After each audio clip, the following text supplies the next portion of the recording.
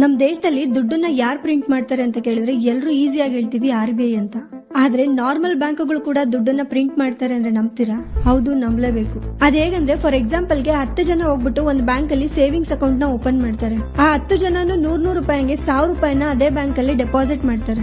ಆ ಬ್ಯಾಂಕು ಅದೇ 1000 ರೂಪಾಯಿ ತಗೊಂಡು 400 ರೂಪಾಯಿಗೆ ಇಬ್ಬರಿಗೆ ಲೋನ್ ಕೊಡುತ್ತೆ. ಅದೇ 1000 ರೂಪಾಯಿನಲ್ಲಿ ಬ್ಯಾಂಕ್ ಲೋನ್ ಕೊಟ್ಟರು ಕೂಡ ಈ 10 ಜನ ಏನ್ ಡೆಪಾಸಿಟ್ ಮಾಡಿರ್ತಾರಲ್ಲ ಅವ್ರ ಬ್ಯಾಂಕ್ ಅಕೌಂಟ್ ಅಲ್ಲಿ 100 ರೂಪಾಯಿ ಬ್ಯಾಲೆನ್ಸ್ ತೋರಿಸ್ತಾನೆ ಇರುತ್ತೆ. ಜೊತೆಗೆ ಏನ್ ಸಾಲ ತಗೊಂಡಿರ್ತಾರಲ್ವಾ ಅವ್ರ ಬ್ಯಾಂಕ್ ಅಕೌಂಟ್ ಅಲ್ಲೂ ಕೂಡ 400 ರೂಪಾಯಿ ಶೋ ಆಗ್ತಿರುತ್ತೆ. ಈಗ ಬ್ಯಾಂಕ್ ಅಲ್ಲಿ ಡೆಪಾಸಿಟ್ ಮಾಡಿರೋ 1000 ರೂಪಾಯಿ ಮತ್ತೆ ಲೋನ್ ಕೊಟ್ಟಿರೋದು 800 ರೂಪಾಯಿ ಎರಡು ಸೇರಿದ್ರೆ 1800 ರೂಪಾಯಿ ಆಗುತ್ತೆ. ಆದ್ರೆ ಬ್ಯಾಂಕ್ ಅಲ್ಲಿ ಬ್ಯಾಲೆನ್ಸ್ ತೋರಿಸೋದು 1000 ರೂಪಾಯಿ.